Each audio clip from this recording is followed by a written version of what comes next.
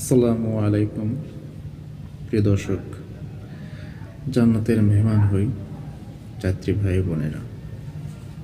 আজকে আলোচনা করব বাংলাদেশের কিছু ঘটনা নিয়ে।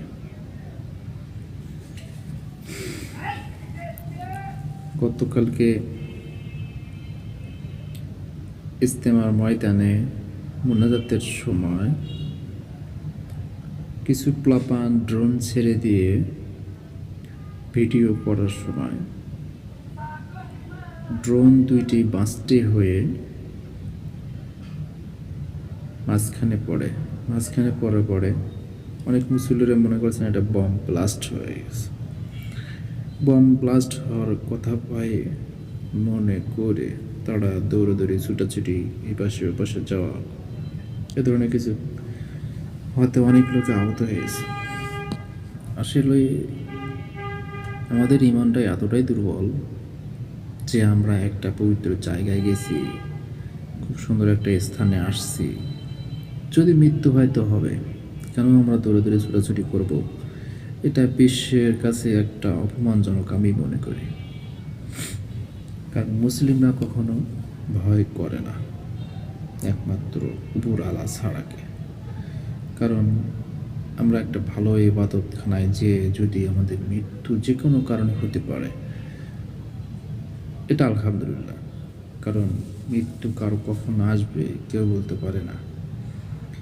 আর হচ্ছে জন্ম যখন আছে মৃত্যু তখন হবে, কেন আমরা ভয় করি, কেন ছোটাছুটি করলাম? এটা অল বিশ্বে জেনে গেল যে বাংলাদেশে এরকম ড্রোন ছেড়ে দেওয়ার পরে, সেখানে ড্রোন ব্লাস্ট হওয়ার পরে এখানে আমরা ছোটাছুটি করছি, অনেক বাংলাদেশি অনেক বিদেশি লোকও, সেখানে একটা আতঙ্ক সৃষ্টি হওয়ার পরে এর একটা ইন্ডিয়া যেমন ভুয়া সবসময় সাংবাদিক আর পত্রিকা ছাপায়,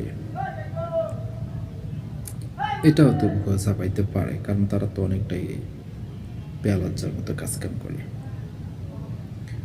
সত্য হচ্ছে আল্লাহ তাআলার একটা প্রতীক, একটা বার্তা। বিশ্বনবী হযরত মুহাম্মদ সাল্লাল্লাহু আলাইহি সাল্লাম উনি যে সুন্দর আদর্শটা দেখিয়ে গেছেন, তারা যারা মেনে চলেন, হিন্দু হোক, খ্রিস্টান হোক, বৌদ্ধ হোক, যত জাতি হোক, তাদের ভিতরে একটা আদর্শ থাকে, তারা সত্যের প্রতীক হয়, তাদেরকে সবাই ভালোবাসে। তাই আমরা সত্যের প্রতীক হয়ে বাঁচার চিন্তা ভাবনা করব। বিশেষ করে বাংলাদেশে যে অস্থিরতাটা এখন বর্তমানে আছে, এটা কিছুদিনের ভিতরে থেমে যাবে ইনশাআল্লাহ। ডক্টর ইউনূস স্যার একজন মেধাবী, অনেক ভালো। কারণ ওনার মতো একজন মেধাবী আমাদের প্রধান উপদেষ্টা হিসেবে পেয়েছি, এটা আমাদের ভাগ্য এবং নসিব।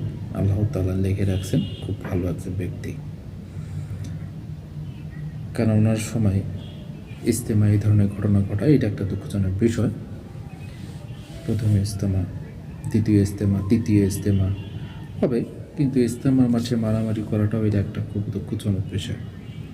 আশা করছি যারা এই ভিডিওগুলো দেখছেন, কিন্তু কেউ খারাপ কোনো মন্তব্য করবেন না, ভালোটা করার চিন্তা ভাবনা করবেন ইনশাআল্লাহ।